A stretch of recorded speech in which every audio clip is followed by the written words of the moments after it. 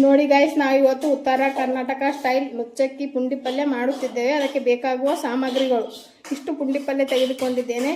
ಇಷ್ಟು ಹಸಿಮೆಣಸಿನಕಾಯಿ ಮಿಕ್ಸಿಗೆಯನ್ನು ಹಾಕಿದ್ದೇನೆ. ಅದಕ್ಕೆ ನೀರು ಇಷ್ಟು ಹಾಕಬೇಕು. ಕುಕ್ಕರ್ನಲ್ಲಿ ಇಡೋಣ ಪುಂಡಿ ಪಲ್ಯ. ನಿಮಗೆ ಬೇಕಾದಷ್ಟಲ್ಲಿ ತೊಗೊಳ್ಳಿ ಪುಂಡಿ ಪಲ್ಯ. ನಮ್ಮ ಮನೆಯಲ್ಲಿ ಜಾಸ್ತಿ ಜನ ಇರೋದಕ್ಕಾಗಿ ಜಾಸ್ತಿ ತೊಗೊಳ್ತೇವೆ. ಅದಕ್ಕೆ ಖಾರವನ್ನು ಹಾಕೋಣ.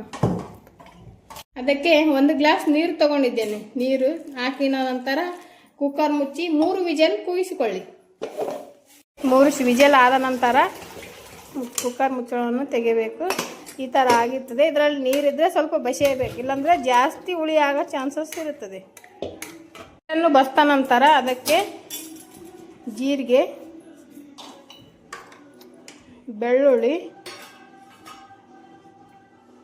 ಇದಕ್ಕೆ ನಿಮ್ಮ ಹತ್ರ ಜೋಳದ ನುಚ್ಚು ಅಕ್ಕಿ ನುಚ್ಚು ಇದ್ದರೆ ತೊಗೋಬೋದು. ನಮ್ಮ ಹತ್ರ ಇಲ್ಲ, ಅದಕ್ಕೋಸ್ಕರ ನಾನು ಗಜರಾಜ್ ರವೆ ತೊಗೋತಿದ್ದೇನೆ. 1 ಬಟ್ಲ ತೊಗೊಂಡಿದ್ದೇನೆ.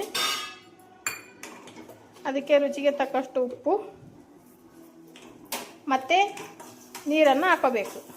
ನೋಡಿ, ನಿಮಗೆ ಎಷ್ಟು ಬೇಕಾಗುತ್ತೆ. ಸ್ವಲ್ಪ ಲೂಸಾಗಿ ಅಳಸಾಗಿದ್ದರೆ ಚೆನ್ನಾಗಿರುತ್ತದೆ. ಇಷ್ಟನ್ನು ಹಾಕಿ ಇದಕ್ಕೆ ಸ್ವಲ್ಪ ಆಯಿಲನ್ನು ಮಿಕ್ಸ್ ಮಾಡಬೇಕು. ಚೆನ್ನಾಗಿ ಬರುತ್ತದೆ. ಅರಿಶಿಣವನ್ನು ಹಾಕಬೇಕು. ಸ್ವಲ್ಪ ಅರಿಶಿಣವನ್ನು ಹಾಕೋಣ. ಹಾಕಿದ ನಂತರ ಇದನ್ನು 1 ವಿಜಲ್ ಮಾತ್ರ ಕೂಗಿಸಬೇಕು.